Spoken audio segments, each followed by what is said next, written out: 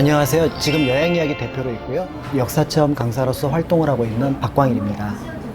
우리나라를 포함해서 세계 여러 나라의 다양한 지역의 역사, 문화 유적이 있잖아요. 그 역사, 문화 유적을 다양한 사람들한테 잘 이해할 수 있도록 설명하고 현장에서 그와 같은 내용들을 이해할 수 있도록 도와주는 프로그램을 만드는 그런 사람이라고 할 수가 있습니다. 본인이 이제 처음에 역사체험 강사를 할 때 어떤 사람을 대상으로 할 건지 미리 생각을 하고 참여를 할 수가 있는데요. 기본적으로 해설이 대상이 되는 사람들은 초등학생부터 시작해서 중고등학생, 그 다음에 또 일반인, 그 나라 문화에 관심을 갖고 있는 외국인들도 그 대상이 될 수가 있습니다.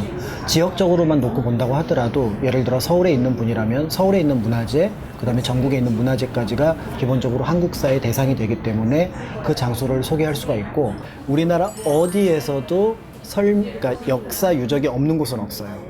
그러니까 어느 지역이든지 활동할 공간들이 있다라는 거죠. 현장에서 이제 설명을 해야 되는 것들은 문화재예요. 그러니까 이제 문화재에 대한 관심들이 있어야 되고 또 거기에 대한 기본적인 소양이 있어야 됩니다.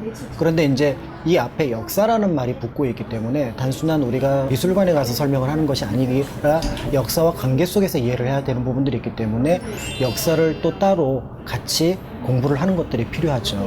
역사를 기본으로 해서 실제로 눈에 드러나는 문화재를 설명할 수 있으면 좋겠다. 그리고 거기에 관련된 지식을 미리 준비하면 좋겠다. 이렇게 생각을 하시면 될 것 같습니다. 근데 역사체험 강사가 공부하기 제일 어려운 부분들은 문화재라고 하는 것들이 문헌 사료가 남아있지 않은 경우가 상당히 많아요.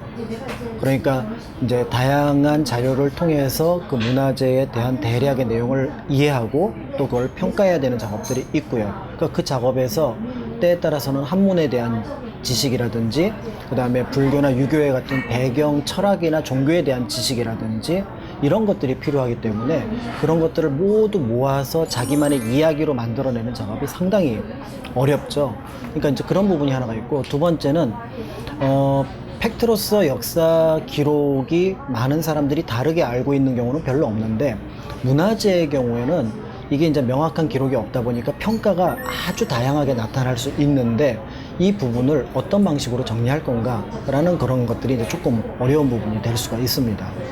사람들이 그냥 늘상 쉽게 지나갔던 공간이 어느 순간에 완전하게 새롭게 보이는 과정을 거치게 됩니다. 그러면서 이제 그 지역에 대해서 예전에 몰랐던 내용들, 그리고 거기에 대해서 뭔가 사람들이 감동을 받게 될 때 이제 그런 얘기를 저한테 이제 가끔 전해 주실 때 저로서는 이 일이 그러니까 책 밖에서 벌어지는 학습 활동임에도 불구하고 상당히 흥미롭고 재미있었고, 또 무엇보다도 이 작업은 늘 즐거운 상태에서 이루어지는 경우가 많아요. 그러니까 교실에서 서로 얼굴을 마주보고 뭔가 어려운 자료를 놓고 보는 게 아니라 저 탑 어떻게 생각해? 아니면 저 유적은 어떻게 생각해? 또 이 도시는 어떻게 생각해? 이런 과정들을 서로 얘기를 나누다 보니까 단순하게 역사에 대한 얘기뿐만 아니라 확장돼서 다양한 얘기들을 나눌 수 있는 그런 장점들이 있죠. 그런 면에서 이미 알고 있거나 익숙하다고 생각했던 것들을 낯설게 만들어서 그것을 또 다른 의미를, 생명력을 부여하는 그런 과정에 있기 때문에 그러면 상당히 뭐라 그럴까요? 흥미롭고 재밌는 부분들이 있어요. 역사를 생산해내는 존재들이 교수나 학예사들이라면은 그 역사를 소비하는 분들이 일반 대중이잖아요. 근데 이 간격이 있어요. 이 간격을 줄여주는 작업을 하는 사람들이 몇 있는데 가장 대표적인 게 교사. 학교 교사가 그 역할을 하게 되는데 저는 이제 학교 밖에서 그 역할을 해준다라고 생각을 해요. 또 하나의 영역을 저는 맡고 있다. 그 역할을 잘하려고 하겠다. 이런 생각을 갖고 있습니다. 역사체험 강사를 하기 위해서는 크게 두 가지 영역이 필요하다고 봅니다.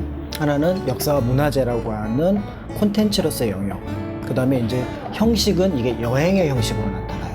그러니까 이 두 개 중에 어느 하나를 싫어하면 못하는 거죠. 예를 들어서 이미 이제 교과 과정에 있는 역사 또는 그 한국사 관련된 부분들에 관심을 갖는 것도 좋겠고요. 그 다음에 틈나는 대로 주변을 여행을 하면서 문화재가 어떤 건지 또 사람들이 거기에 대해서 어떤 반응을 보이는지 이런 것들을 관찰하는 작업들이 필요하고요. 콘텐츠로서의 영역, 그 다음에 실제 형식으로서 드러나는 영역, 이 두 가지를 생각을 하면 좋겠죠.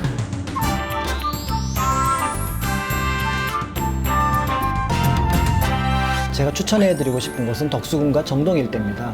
보통 우리가 현재 우리나라를 대한민국이라고 부르는데 대한민국의 바로 이전에 있었던 그 모티브가 되는 나라가 대한제국이고요. 그 대한제국의 어떤 중심 궁궐이었던 곳이 바로 덕수궁이 되죠. 그래서 1897년부터 1910년까지 우리나라의 역사를 볼 수 있는 중요한 장소이기도 하고요. 외국으로부터 또 다른 문화가 우리나라에 들어오는 장소를 볼 수 있는 곳이 바로 이곳이기도 해요. 덕수궁 밖에서 만나는 건물이었지만 한때 덕수궁에 있었던 것이 바로 중명전이라고 하는 공간이에요. 그래서 이 중명전이라고 하는 서양식 건물은 비극적인 사건이었던 을사늑약이 체결된 장소이기도 하고요. 그래서 을사늑약으로 우리나라가 외교권을 박탈당함으로써 사실은 그 이후에 이제 우리나라가 국권을 상실하게 되는 어떤 그 과정을 보여주는 장소이기도 한데, 그 을사늑약으로 잃어버린 외교권을 되찾기 위해서 고종 황제는 여기서 또 헤이그에 특사를 파견합니다.